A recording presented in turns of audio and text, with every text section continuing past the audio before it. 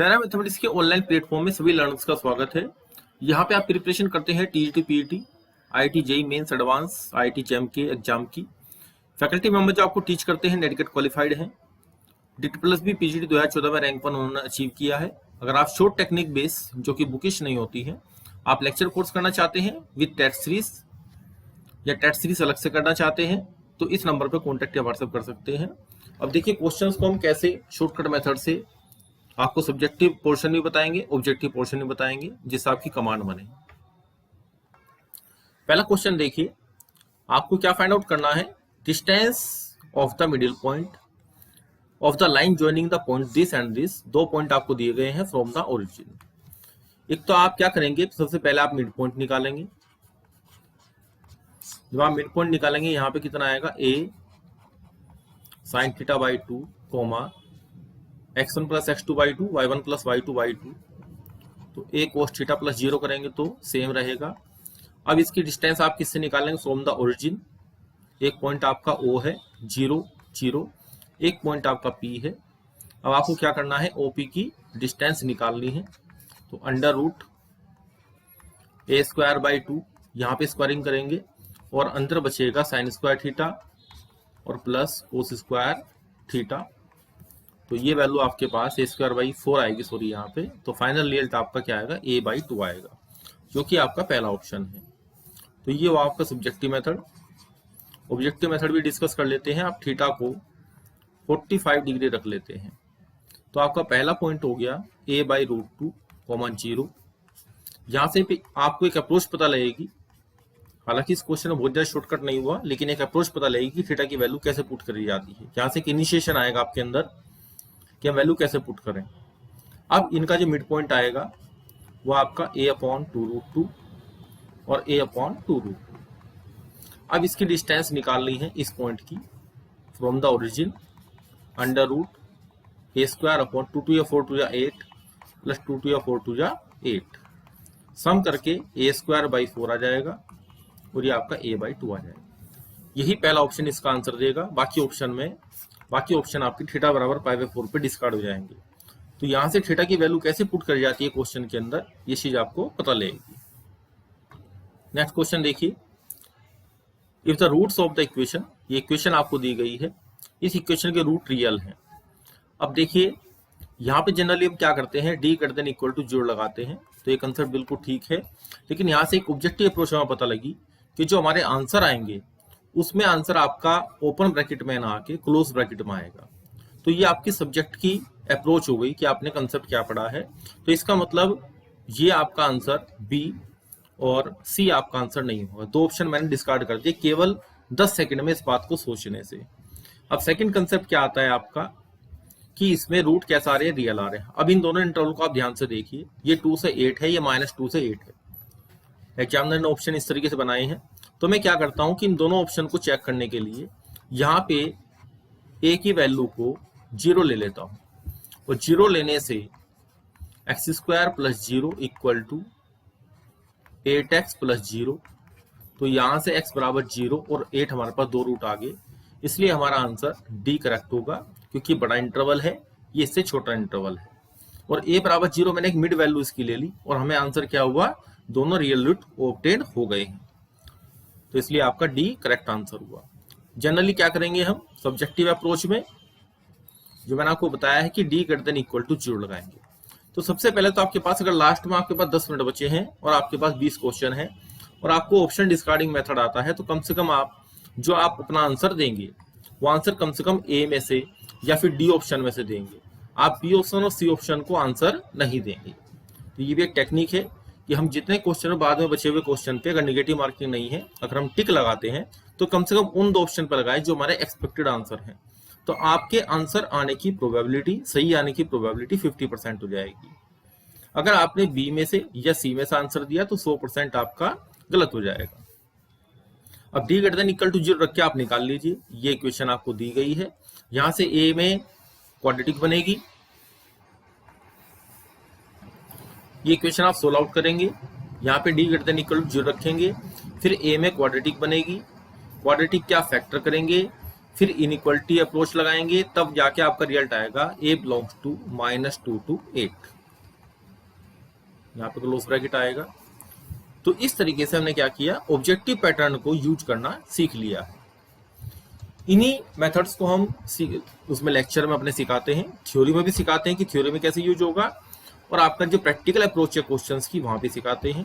और ये final round चल रहा है आपकी प्रैक्टिस का, क्योंकि आपका एग्जाम नजदीक है।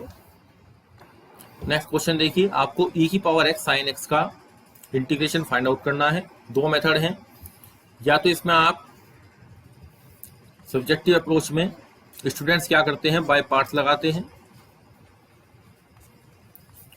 ऑब्जेक्टिव अप्रोच में स्टैंडर्ड रिजल्ट के बेस पे फॉर्मूला है e की पावर ax और साइन bx dx का जो फॉर्मूला है e की पावर ax अपॉन, ये आपको पहले से ही लर्न होना चाहिए, a sine bx minus b cos bx plus का c।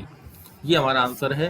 तो इसका जो इंटीग्रेशन आपके पास आएगा इस फॉर्मूले से, e की पावर x, a की जगह 1 है, 1 का स्क्वायर प्लस 1 का स्क्वायर, ये हमारा 2 हो गया, इंटू a हमारा 1 है, sine bx sine x, b भी हमारा 1 है, sine x minus cos x और dx। तो इस तरीके से आपका सी ऑप्शन आपका करेक्ट आंसर हो गया। एक मेथड और है, ये मेथड आपका फर्स्ट हो गया, ये मेथड सेकंड ऑब्जेक्टिव मैंने आपको सिखाया। एक मेथड थर्ड भी आप जानते हैं पहले से, कि अगर e की पावर x के साथ एक function fx plus f dash x आपके पास आता है, तो आप उसका उत्तर क्या लिखते हैं, e की पावर x fx। इसका भी मैं यूज कर सकता हूं।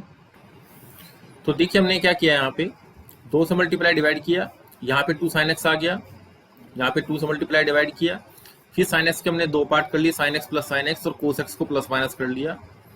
अब यहाँ पे sin x का डेरिवेटिव cos x आ गया और cos x का डेरिवेटिव माइनस के sin x आ गया। तो ये हमारा fx हो गया और ये हमारा f डैश x हो गया। तो हमारा उत्तर क्या आया, 1/2 ऑलरेडी बाहर है, e की पावर x fx, ये हमारा fx हो गया। तो देखिए हमने इस फॉर्मूले का यूज करके, जो बाय पार्ट्स में आपने जब भी क्वेश्चन 11th या 12th क्लास में पढ़ाया होगा, तो आप जो सब्जेक्टिव मेथड है बाय पार्ट्स वाला जो हमने ऊपर बताया है, उसको मान के पूरा फॉर्मूला ड्राइव होता है। जबकि हम इस मेथड सेकंड को अगर यूज कर लेते हैं, जो हमने यहाँ पे यूज किया है, तो देखिए क्वेश्चन को सोल्व करना कितना इजी हो गया, स्टूडेंट के लिए भी और टीचर के लिए भी। नेक्स्ट क्वेश्चन देखिए, आपको कोएफिशिएंट ऑफ x की पावर n बताना है in the expansion of this. अब e की पावर अलग अलग कर लेते हैं इनको, e की पावर 4x आ जाएगा, प्लस यहाँ पे e की पावर माइनस के 2x आ जाएगा। अब जो question in the terms of n दिए हुए होते हैं, आप n की टर्म्स से भी कर सकते हैं। कई बार वो क्वेश्चन थोड़ा सा टिपिकल फेस में होते हैं सोल्व, और आंसर की फॉर्मेट भी आप देखिए कि देखने में आपको आंसर की फॉर्मेट भी थोड़ी सी अलग लग रही है। तो आप देखिए इसमें, यहाँ पे जब एक्सपेंशन करेंगे तो 1 plus x upon factorial 1 plus up to infinity, plus यहाँ पे 1 minus 2x upon factorial 1 up to infinity. अब यहाँ पे n को मैं 0 रख लेता हूँ, तो x की पावर 0 यानी कि हमें कोएफिशिएंट ऑफ 1 निकालना है। कोएफिशिएंट ऑफ 1 यानी कि कांस्टेंट टर्म इसमें कितनी आएगी, तो जब आप इनको ऐड करेंगे तो 1 और 1 2 आएगा।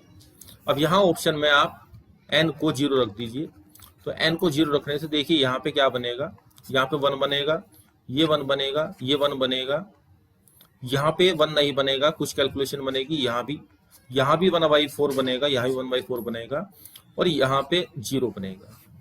तो यहाँ से हमारा आंसर आ गया 2। तो डी ऑप्शन हमारा करेक्ट आंसर हुआ। कुछ बड़े क्वेश्चन आपके in the terms of n आएंगे, उसमें इस मेथड से आपको हेल्प मिलेगी। हालांकि हम इसको सब्जेक्टिव मेथड से भी सोल्व कर सकते थे, बस यहाँ पे nth टर्म लिखने पे, यहाँ पे एक्सपेंशन में आपको nth टर्म लिखना पड़ेगा 4x की पावर n। तो इसलिए हम दोनों चीज आपको सिखाते हैं, ऑब्जेक्टिव भी सब्जेक्टिव भी, क्योंकि केवल ऑब्जेक्टिव से काम नहीं चलता एग्जाम में और केवल सब्जेक्टिव से काम नहीं चलता एग्जाम में। अपॉन फैक्टोरियल n और उसकी पावर n प्लस। अब यहाँ देखिए, यहाँ थोड़ा सा डिफरेंस है कि यहाँ जब आप टर्म लिखेंगे nth टर्म, तो यहाँ डिफरेंस आएगा थोड़ा सा, क्योंकि हमें पता नहीं है कि n यहाँ पे इवन है या ओड है।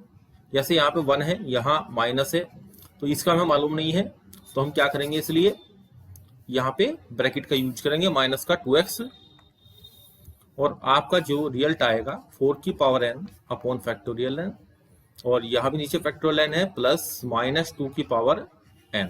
तो डी ऑप्शन आपका करेक्ट आंसर होगा। तो शो करने वाले आंसर होते हैं जो आपको रिप्रेजेंट करने होते हैं, कि अगर हमें शो करना हो, प्रूव करना हो कि इसमें कोएफिशिएंट ऑफ x की पावर n ये आएगा। लेकिन ऑब्जेक्टिव पैटर्न के अंदर आप क्या करते हैं, ऑब्जेक्टिव पैटर्न के जो मेथड्स हैं, जैसे हमने n को 0 रख लिया तो हमारी कैलकुलेशन आसानी से आ गई। नेक्स्ट क्वेश्चन में मूव करते हैं। अब देखिए ये क्वेश्चन देखिए कि ये line y equal to x plus c ये टच करती है x square equal to 4ay को। इससे पहले एक रिजल्ट आपने पढ़ा होगा कि y equal to mx plus C touch करती है y square equal to 4ax को, तो c equal to a upon m होता है।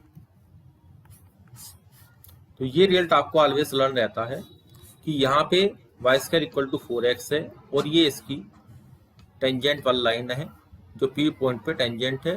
तो C में, M में और A में जो रिलेशन होता है ये आपको स्टैंडर्ड रिजल्ट की तरह लर्न करना है।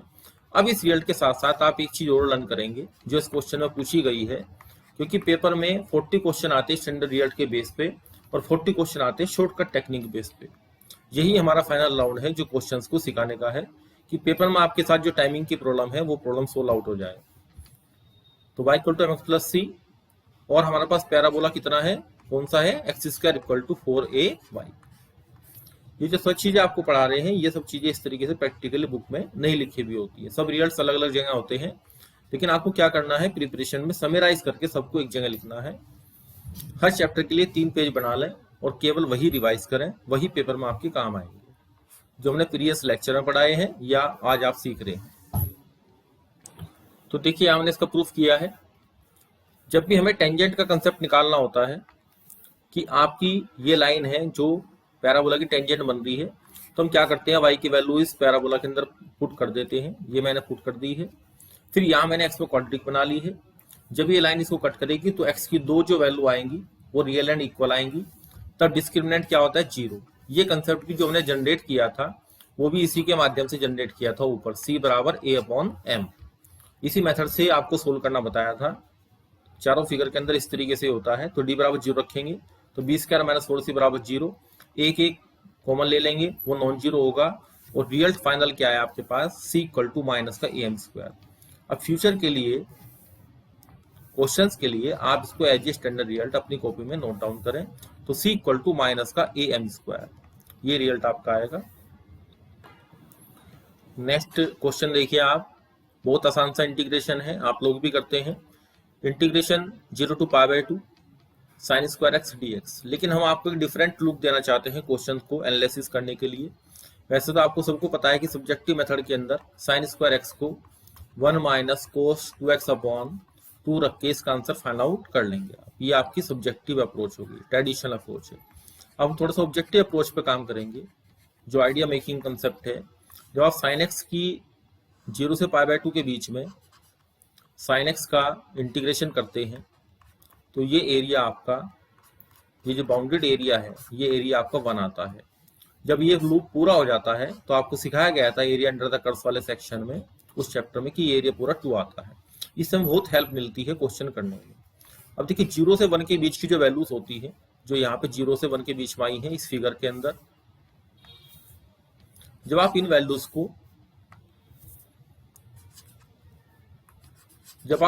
को क्या करेंगे, स्क्वायर करेंगे। यहाँ पे अगर मैं y बराबर साइन स्क्वायर x ग्राफ बनाता हूँ तो वो 0 से 1 के बीच में ही जाएगा, लेकिन कुछ इस तरीके से जाएगा, ऐसे। तो ये जो एरिया आपका आएगा, ये एरिया आपका 1 से कुछ छोटा आएगा। अब रिजल्ट हमारा 0 आया है तो ये हमारा आंसर नहीं है, पाई हमारा आंसर नहीं है, π/2 1.57 होता है, ये मेरा आंसर नहीं है, तो डी हमारा आंसर है। हमने बिना कैलकुलेशन किए केवल ग्राफिकल मेथड से ये फाइंड आउट कर लिया कि ये एरिया 1 से कम आएगा, जो कि किसी भी ऑप्शन में नहीं आ रहा है, तो डी हमारा करेक्ट आंसर है। सब्जेक्टिव से आप सोल्व करके निकालना चाहते कि ये एरिया कितना आएगा, ये इंटीग्रेशन जो आपको क्वेश्चन में दिया गया है, ये इंटीग्रेशन कितना आएगा, तो आप इस मेथड से क्वेश्चन को ट्राई कर सकते हैं। मैंने ऑब्जेक्टिव मेथड आपके सामने ग्राफिकल पॉइंट ऑफ व्यू से डिस्कस कर दिया है। नेक्स्ट क्वेश्चन देखिए, ये अच्छा क्वेश्चन है, पेपर में टाइम टेकिंग है और एक क्वेश्चन के चक्कर में 3 क्वेश्चन आपके खराब हो जाते हैं। π/4 + 1/2 कोस इनवर्स ए अपॉन बी, और यहाँ पे tan के साथ आपके पास पाई/4 माइनस 1/2 कोस इनवर्स ए अपॉन बी। यहाँ पे प्लस का साइन है और यहाँ पे माइनस का साइन है। क्वेश्चन में ए बी है, आंसर में भी ए बी है। अब आपको क्वेश्चन करने का तरीका सिखाता हूँ। वैसे तो हम यहाँ क्या करेंगे, यहाँ पे ए और बी मान लें, इसको आप इसको ए मान लें, इसको बी मान लें, इसको ए मान लें, इसको बी मान लें, फिर tan a plus B tan a minus B का फॉर्मूला ऑपरेट करके एलसीएम लेके कैलकुलेशन करनी पड़ेगी। ये आपकी थी सब्जेक्टिव अप्रोच। मैं पूरा सोल्व करके दिखा रहा हूँ क्योंकि आपके बुक्स में इस तरीके से सोल्व किया गया है। जहां भी सोल्यूशन है इसी मेथड से सोल्यूशन है जो आपकी सब्जेक्टिव अप्रोच है।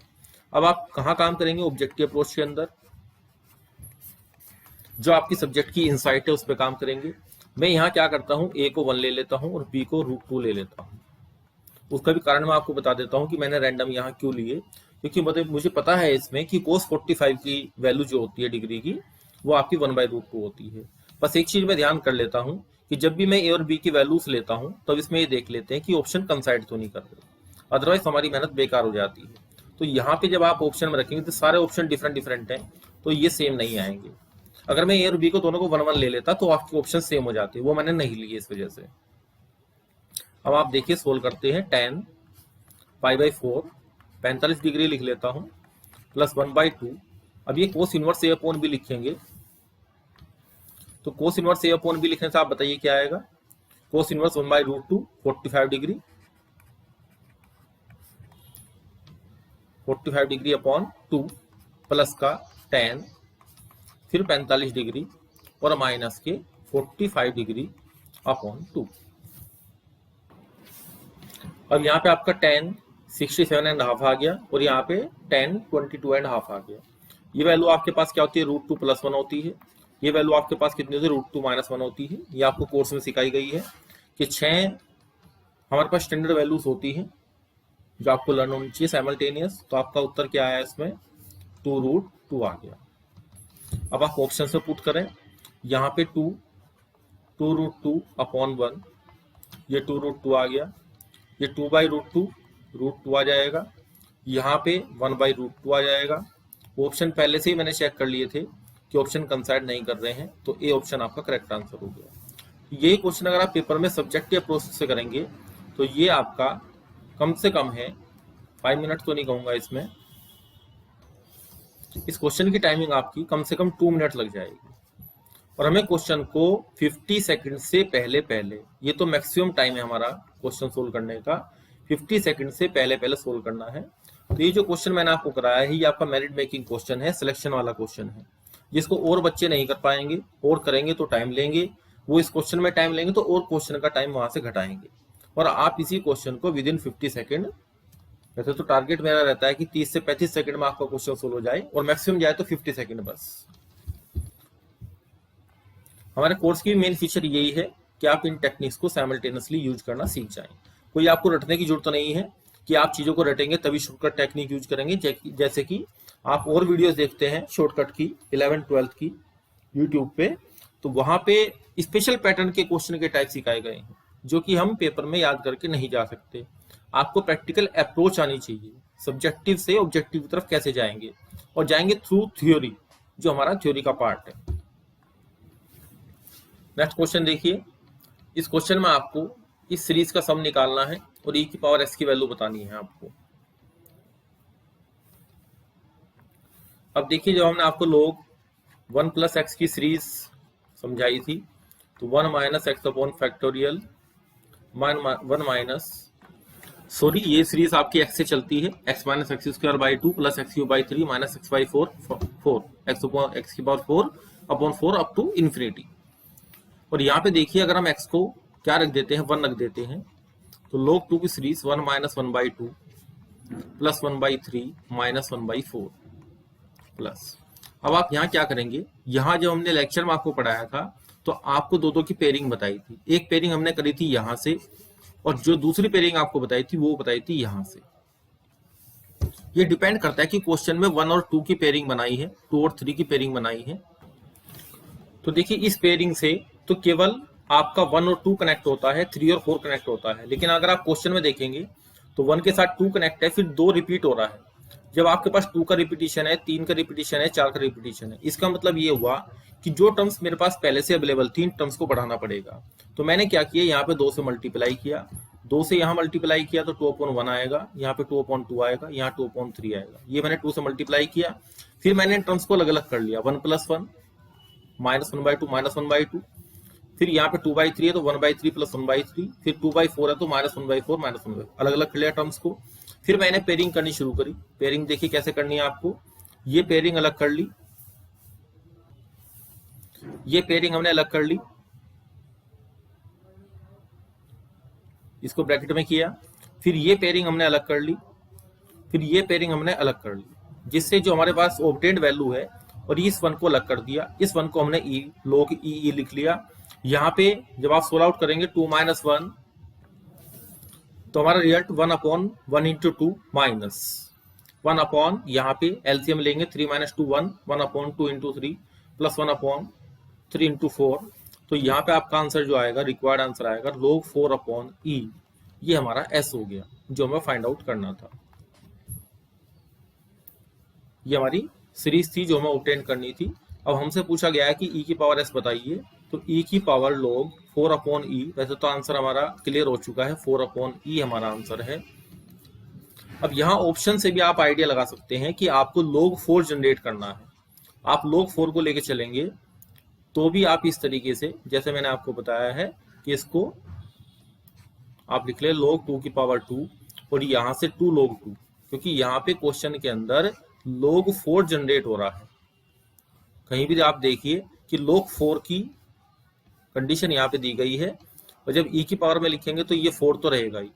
तो जहां पे आपके पास 1 2 3 4 के ऊपर काम होता है, तो वहां इसका मतलब ये है, जब ये वर्किंग आपकी चलती है तब आप log 2 पे कंसंट्रेट हो जाएं, क्योंकि ये सीरीज देखने में समझ में नहीं आती कि किस सीरीज से बन रही है।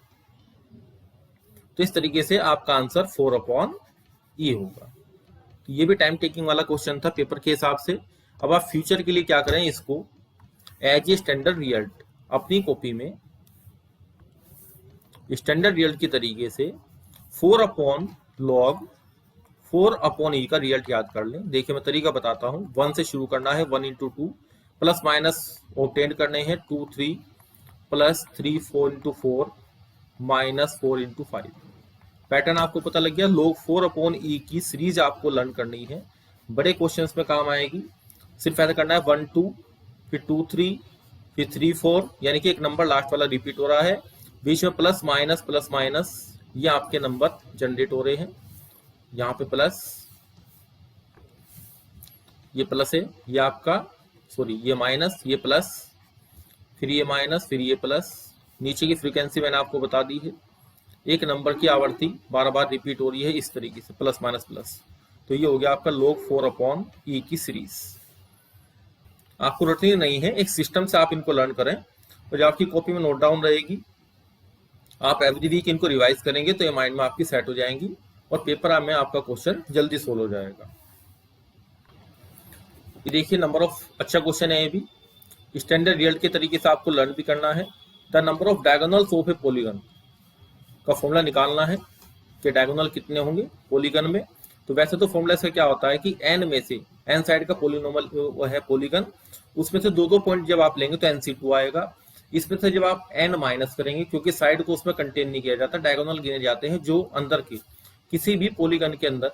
अगर मैं यहाँ पे बना लेता हूँ, यहाँ पे ये जो पॉइंट आपने 2 मीट किए हैं, इनको हम डायगोनल में नहीं गिनते, क्योंकि ये साइड्स की तरह वर्क करती है।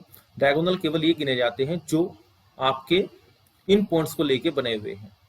और भी बन सकते हैं इस तरीके से, यहां भी बनेगा, लेकिन इनको सिंपली काउंट करना बहुत मुश्किल काम है। तो NC2 - n, इसको अगर आप सोल्व करेंगे तो n(n-3/2 बनेगा। 2 को मैं फैक्टोरियल 2 लिख सकता हूँ। ये रिजल्ट आपको स्टैंडर्ड रिजल्ट की तरह लर्न करना है, ये तो इस क्वेश्चन में काम आएगा। अब इसी क्वेश्चन को करने का मैं एक ऑब्जेक्टिव मेथड आपको बता देता हूँ। इसमें आपको क्या करना है, आपके पास स्क्वायर है और इसके अंदर 2 डायगोनल हैं, यानी कि अगर आपने n को 4 रखा, नंबर ऑफ साइड्स यहाँ पे m दी है क्वेश्चन के अंदर, अगर m बराबर 4 रखा है तो नंबर ऑफ डायगोनल आपके पास कितने आए। आपको कोई भी फॉर्मूला नहीं आता आपको परम्यूटेशन कॉम्बिनेशन का ध्यान नहीं है तब भी आप इस क्वेश्चन को कर सकते हैं। तो नंबर ऑफ डायगोनल आपके पास 2 आ गए। अब जिस ऑप्शन से आपको 2 आंसर मिल जाए वही तो आपका आंसर होगा। m को 4 रखिए ए ऑप्शन में। तो देखिए 4 ऑप्शन में रखने से यहां से आपका आंसर 2 नहीं आएगा, ये गलत हो गया। यहां से आपका आंसर 2 आ गया, ये करेक्टेड आंसर है। ये आपका आंसर 4 आ रहा है, ये आपका आंसर नहीं है। और यहाँ तो निगेटिव जनरेट हो गया, ये आपका आंसर नहीं है। तो हमने बिना मेथड के, बिना किसी स्टैंडर्ड एप्लीकेशन के अपने क्वेश्चन को सोल्व आउट किया। इन चीजों का आप ऑपरेट करेंगे तो पेपर में टाइमिंग आपकी बच जाएगी। नेक्स्ट क्वेश्चन भी एक अच्छा क्वेश्चन है 3D का। अब आप देखिए, जब आप 3D स्पेस में काम करते हैं, अगर मैं कोई लाइन यहाँ पे ले लेता हूँ, एक XY प्लेन में एक लाइन ले लेता हूँ जो कि बिल्कुल मिड से जा रही है, तो ये एक्स एक्सिस से 45 डिग्री का एंगल बनाएगी और वाई एक्सिस से 45 डिग्री का एंगल बनाएगी। और यहाँ से ये जो एंगल बन रहा है, क्योंकि हमने XY प्लेन में ली है, तो ये एंगल हमारा कितना होगा, 90 डिग्री हो गया। तो वैसे तो आपके पास रिजल्ट होता है कि अगर हमारे पास डायरेक्शन कोसाइंस होते हैं तो L² plus M² plus N² equal to 1 होता है, यानी कि कोस स्क्वायर अल्फा। ये चीज आप याद रखते हैं, cos square beta plus cos square gamma equal to 1। लेकिन उसकी एक शॉर्ट टेक्निक हमने, ये तो आपके पास पहले से अवेलेबल है, आप सब लोग जानते हैं। ये आपके पास ऑब्जेक्टिव टेक्निक हम जो सिखा रहे हैं, इसको ध्यान से सीखिए आप। ये मैंने अल्फा मान लिया, ये मैंने बीटा मान लिया और ये मैंने गामा मान लिया। और देखिए इसको सेटिस्फाई भी कर रहा है, क्योंकि यहाँ पे कोस 45 1/√2 उसका स्क्वायर 1/2 1/2 प्लस 1/2 प्लस 1, और यहाँ पे सॉरी ये 0 आएगा, कोस 90 0, तो ये वैल्यू हमारे पास बराबर आ गई। और प्रैक्टिकली भी आप देख रहे हैं कि ये लाइन आपके पास, हम क्या कहते हैं कि एक लाइन हमारे पास है 3D स्पेस में जो एक्स एक्सिस से एंगल बनाती है अल्फा, तो ये मैंने 45 मान लिया। वाई एक्सिस से एंगल बनाती है बीटा और वाई एक्सिस से एंगल बनाती है गामा। तो ये जो काउंटर एग्जाम्पल है इसको आप लर्न कर लें, तो इस तरह के सारे क्वेश्चन आपके सोल्व आउट हो जाएंगे। तो यहाँ पे आप देखिए कोस कितना आएगा, कोस 90। ये तो मैं सब चीजें आपको लिख के दिखा रहा हूँ, इसलिए टाइम आपको लग रहा है कि टाइम टेकन है, लेकिन सब चीज जब आपको एक बार आ जाएंगी तो पेपर में आपका टाइम रिड्यूस कर देंगी क्वेश्चन सोल्विंग का। कोस 2 गामा कोस 180। अब यहाँ पे देखिए कोस 90 0, फिर कोस 90 0 और कोस 180 कितना होता है, -1। तो उत्तर आपका आएगा -1। तो बी आपका करेक्ट ऑप्शन आंसर है। तो ऐसे कई सारे क्वेश्चन आपके आएंगे जो आपसे पूछे जाते हैं। देखिए आप यहाँ पे याद कर लीजिए, summation cos square alpha equal to 1 होता है। जब समीशन साइन स्क्वायर अल्फा बनाएंगे तो यहाँ पे तो 3 चीज आपके पेपर में अक्सर पूछी जाती है कि कोस square alpha plus cos square beta plus cos square gamma summation cos square alpha, ये वैल्यू 1 आएगी, इसको नोट डाउन करें। यहाँ पे साइन स्क्वायर अल्फा लिखेंगे, साइन स्क्वायर अल्फा कितना होता है 1 माइनस कोस स्क्वायर अल्फा, उसको हमारे पास 1 ऐड करेंगे तो 3 आएगा। और कोस square alpha plus cos square beta plus cos square gamma वो 1 आएगा, 3 - 1 जाके 2 आएगा। अब यहाँ पे कोस 2 अल्फा है, कोस 2 अल्फा क्या लिखेंगे 2 कोस स्क्वायर अल्फा -1। तो यहाँ पे 2 - 3 करेंगे तो -1 आएगा। तो काउंटर एग्जाम्पल भी आपने याद कर लिया, ये 3 स्टैंडर्ड रिजल्ट भी याद कर लिए। तो क्वेश्चन आपका अगर इस स्टाइल पे क्वेश्चन आता है तो क्वेश्चन आपका नहीं छूटेगा। आपको याद हो गया 45 45 90। नेक्स्ट वन देखिए, अच्छा क्वेश्चन है, family of curves represent the differential equation. ये कौन से डिफरेंशियल इक्वेशन को सेटिस्फाई, देखिए यहाँ पे 2 आर्बिट्रेरी कांस्टेंट है, तो 2 2 बार डिफरेंशिएट करना पड़ेगा, इसमें 2 ऑर्डर की बनेगी। तो एक मेथड तो ये है कि आप यहाँ पे सबसे पहले dy/dx निकाल लें, फिर यहाँ पे d2y/dx2 निकालें, फिर a और b को एलिमिनेट करेंगे तो हमारा रिजल्ट सामने आ जाएगा। ये आपका सब्जेक्टिव पैटर्न हो गया। अब इसका ऑब्जेक्टिव पैटर्न आपको सिखाते हैं इस तरह के क्वेश्चन को अगर e की पावर x में आएगा, ऑब्जेक्टिव मेथड में किस तरीके से सोल्व आउट करेंगे देखिए। अब देखिए ऑब्जेक्टिव पैटर्न में आप क्या करेंगे, डिफरेंशियल इक्वेशन में आपको बताता हूं। इसके लिए एक ऑपरेटर बनाएंगे, यहाँ पे d2/dx2 माइनस के 2 अल्फा ddx और प्लस के alpha square plus beta square और y को हम बाहर रखेंगे। तो इसकी जो ऑक्सिलरी इक्वेशन आपके पास आएगी, ऑक्सिलरी इक्वेशन वो आएगी m² - 2 अल्फा m और प्लस के alpha square plus beta square equal to 0। आप देख रहे हैं कि इसको ऑब्जेक्टिव मेथड में आपको सोल्व करके एक चीज दिखा रहा हूं, उसके बाद हमारा क्वेश्चन विद इन 20 सेकंड निकल जाएगा। अब यहाँ से m की जो वैल्यू आपके पास आएंगी alpha plus minus eta beta आएंगी, और इसकी जो सॉल्यूशन ऑफ द इक्वेशन आता है c1 e की पावर m1x, एक वैल्यू को प्लस वाली वैल्यू को आप m1 मान लें और माइनस वाली वैल्यू को आप m2 मान लें। e की पावर m1x यहाँ पे और प्लस का c2 e की पावर m2x। अब यहाँ पे इसको सोल्व आउट करते हैं m1 m2 की वैल्यू को पुट करके, तो यहाँ पे जो सॉल्यूशन आपके पास बनेगा e की पावर अल्फा x बाहर आएगा और सारा अंदर कन्वर्ट करके a cos beta x plus b sign beta x आएगा। अब आपको दो चीजें याद रखनी है मेनली, कि एक तो आपके पास इक्वेशन जो है, एक तो सॉल्यूशन है और ये हमारी इक्वेशन है जो मैंने ऊपर लिखी है। अब इसको अपने सॉल्यूशन से जो आपका क्वेश्चन है, क्वेश्चन में दी गई मैंने हाईलाइट कर दी है जो इक्वेशन है, उससे कंपेयर कीजिए। यहाँ पे बिल्कुल फॉर्मेट हमारी यही है जो सॉल्यूशन में दी गई है, इसके रेस्पेक्टिव डिफरेंशियल इक्वेशन ये बनती है। ये थोड़ा सा पोर्शन हमने बीएससी वाला अटैच किया है इसमें 12 से आगे। 12th के अप्रोच तो आपके पास सब्जेक्टिव है, आप क्या करेंगे फर्स्ट डेरिवेटिव निकालेंगे, डबल डेरिवेटिव निकालेंगे और उसके बाद ए और बी को एलिमिनेट करेंगे तो डिफरेंशियल इक्वेशन फॉर्म हो जाएगी। लेकिन ऐसा करने से हमारे पेपर में कम से कम 2 से 2.5 मिनट लेंगी। सवाल हमारा आसान है, मुश्किल नहीं है। अब आप देखिए कि यहाँ पे अल्फा क्या है, क्वेश्चन में अल्फा 1 है और बीटा कितना है, बीटा भी 1 है। तो आपकी differential equation y double dash minus 2 alpha 2 और आपका y डैश और प्लस के alpha square plus beta square plus 2y equal to 0 बनेगी। अब आप देखिए कि अगर आपने अल्फा और बीटा की वैल्यू को फाइंड आउट कर लिया और ये फॉर्मूला आपको लर्न है, ये स्टैंडर्ड रिजल्ट आपको लर्न है, तो आप इस रिजल्ट को वेरीफाई कर सकते हैं। ये ऑप्शन जो आपका पास है y डबल डैश माइनस के 2y और प्लस का 2y, ये देखिए बी ऑप्शन, माइनस का 2y डैश और प्लस का 2y, बी ऑप्शन आपका करेक्ट आंसर हो जाएगा। नेक्स्ट क्वेश्चन देखिए। इस क्वेश्चन को करने की टेक्निक, अगर हम यहाँ पे ए वेक्टर को सब्जेक्टिव मेथड में a1i plus a2j plus a3 मान के करते हैं, ये आपका सब्जेक्टिव मेथड है। इस तरीके से आपकी बुक्स में सोल्व किया गया है। लेकिन हम क्या करते हैं, रैंडम मेथड से मैं a वेक्टर को i कैप ले लेता हूं। तो मेरा जो u वेक्टर है, आप कराइए इसको सोल्व, i क्रॉस i, ये हमारे पास कितना हो जाएगा, i क्रॉस i 0 वेक्टर बन जाएगा, प्लस j फिर क्रॉस फिर i क्रॉस j, ये मेरे पास किया जाएगा, प्लस का k कैप क्रॉस, अब i क्रॉस k, ये माइनस का j वेक्टर हो जाएगा। तो फाइनली मेरे पास कितना आया, twice j cross k vector, क्योंकि यहाँ पे डायरेक्शन चेंज करेंगे तो माइनस माइनस ये वैल्यू प्लस हो जाएगी और j क्रॉस i हमारे पास कितना होता है, i के।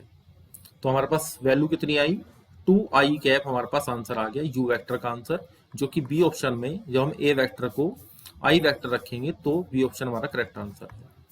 तो देखिए यहाँ पे 2 मिनट और यहाँ पे आपके 20 से 30 सेकेंड।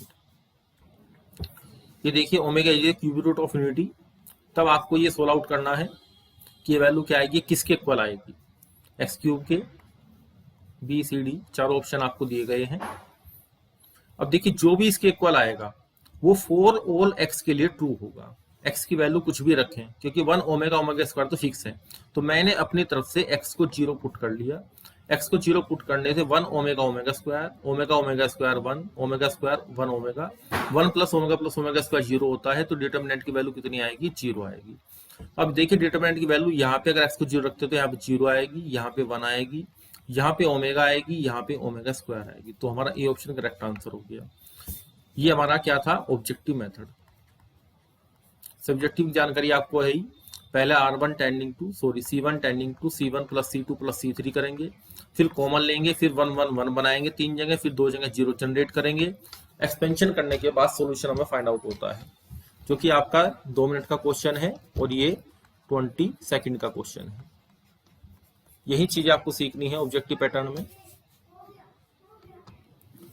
नेक्स्ट क्वेश्चन देखिए, alpha beta is the centre of the circle passing through the origin. तो सबसे पहले तो बात यही है कि जो जनरल इक्वेशन ऑफ सर्किल है उसमें जो कांस्टेंट है वो 0 होता है अगर ओरिजिन से पास आउट हो रहा है। तो ये सब में हो रहा है और हमारे पास क्या होता है, अल्फा बीटा हमारे पास क्या है, ये इसका सेंटर है सर्किल का। तो आपको पता है कि x के कोफिशिएंट का आधे का निगेटिव और y के कोफिशिएंट के आधे का निगेटिव हमारा सेंटर होता है, जो कि हमारे सी ऑप्शन में इसका आधे और उसका निगेटिव प्लस अल्फा, इसके आधे का निगेटिव माइनस। तो हम इसको किससे करेंगे, ये जो ऑब्जेक्टिव मेथड मैंने आपको सिखाया बाय ऑप्शन, कुछ क्वेश्चन में हम बाय ऑप्शन चलेंगे जहां पे सीधी सीधी चीजें दी गई। नेक्स्ट क्वेश्चन देखिए, ये आपका एनसीईआरटी का क्वेश्चन है। यहाँ पे सबसे पहले सब्जेक्टिव मेथड में क्या करना पड़ता है, ए बी सी को कॉमन लेना पड़ता है और उसके बाद सोल्व आउट करते हैं। फिर ये वैल्यू आती है 4 ए स्क्वायर बी स्क्वायर सी स्क्वायर। एनसीईआरटी में दिया हुआ क्वेश्चन है, लेकिन यहाँ हम ऑब्जेक्टिव पैटर्न में इसको किस तरीके से सोल्व करेंगे, ये देखिए।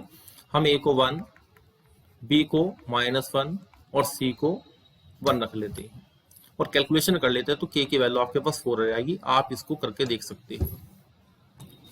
तो आज का लेक्चर आपका यहीं पे समाप्त होता है। अगर आप इसी तरह के क्वेश्चंस की प्रैक्टिस करना चाहते हैं थ्रू द थ्योरी, जो हम आपको बता रहे हैं, थ्योरी के अंदर दो चीज होती है, एक तो कंसेप्ट कैसे जनरेट हुआ, उसका मोटिवेशन कहाँ से आया, ये सबसे जरूरी है किसी भी चीज को सीखने के लिए। दूसरा, कंसेप्ट के साथ जो स्टैंडर्ड रिजल्ट हमने आपको बताए हैं ये आपको लर्न होने चाहिए, इससे आपका क्वेश्चन होगा। तीसरी चीज होती है शॉर्ट टेक्निक, जो कि आपको क्वेश्चन में हमने ऊपर सिखाई है। तो ये तीनों चीजें आपको सिखाई जाती हैं full syllabus video lecture course में। अगर आप ये वीडियो लेक्चर कोर्स करना चाहते हैं तो ऊपर नंबर आपको दिया गया है, इस नंबर पर कॉन्टैक्ट या व्हाट्सएप कर सकते हैं। मेन थिंग ये है कि आपको जो चीजें सिखाई जाती है वो बुकिश नहीं होती है, यानी कि कंसेप्ट वही सिखाया जाएगा, लेकिन उसको देखने का जो आपके साथ आपके पास जो इंसाइट है उसको डेवलप करना है कि कैसे चीजें जनरेट हो रही है, कैसे उनका एप्लीकेशन क्वेश्चन बन रहा है।